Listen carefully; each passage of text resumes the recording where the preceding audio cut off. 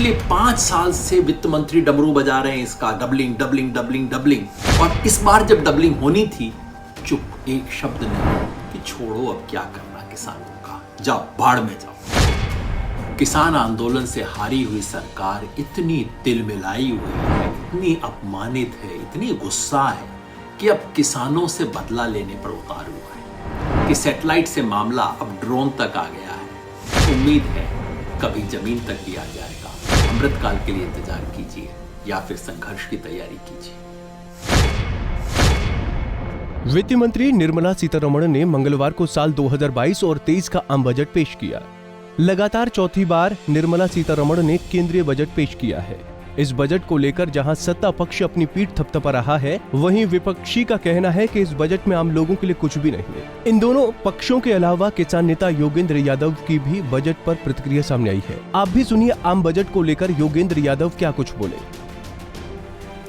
इस बजट के बारे में एक बात तय है, किसान आंदोलन से हारी हुई सरकार इतनी तिलमिलाई हुई है, इतनी अपमानित है, इतनी गुस्सा है कि अब किसानों से बदला लेने पर उतारू है। पहले के बजट में किसानों को पैसा तो नहीं मिलता था, बस सुंदर सुंदर डायलॉग मिला करते थे, ये घोषणा वो घोषणा, कुछ नाम के लिए किया जाता था। इस बार ना पैसे हुए, ना नाम की घोषणाएं हुई और डायलॉग भी नहीं मिले कि छोड़ो अब क्या करना किसानों का, जाओ भाड़ में जाओ। बिल्कुल स्पष्ट मैसेज है। चुप्पी मिली है इस बजट में किसानों को। 2022 वो साल था जबकि 6 साल में किसानों की आमदनी दुगना करने का काम पूरा होना था। पिछले 5 साल से वित्त मंत्री डमरू बजा रहे हैं इसका डबलिंग डबलिंग डबलिंग डबलिंग। और इस बार जब डबलिंग होनी थी, चुप, एक शब्द नहीं बोला।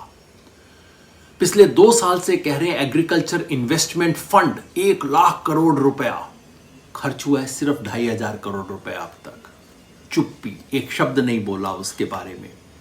किसान सम्मान निधि घोषित की थी 6,000 रुपए महीना साल का, और अब महंगाई की वजह से वो 6,000 घट के 5,000 हो गया है, उसको बढ़ाना था। चुप्पी।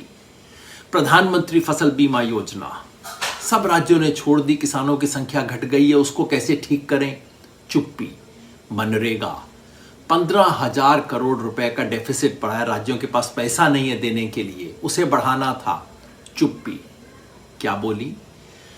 बोली कि हमने एमएसपी पर इतनी शानदार खरीद की है, 2.37 लाख करोड़ रुपया हमने किसानों को पहुंचाया है उनकी अपनी फसल का।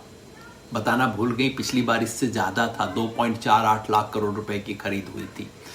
किसानों की संख्या घट गई है, बेनिफिशरीज की जितनी प्रोक्योरमेंट हुई थी वो घट गई है। उस सब के बारे में कुछ नहीं बोली। क्या बोली? ड्रोन देंगे, जैसे रेल दी थी ना किसानों को, ड्रोन देंगे। बस यही सोचिए कि सैटेलाइट से मामला अब ड्रोन तक आ गया है।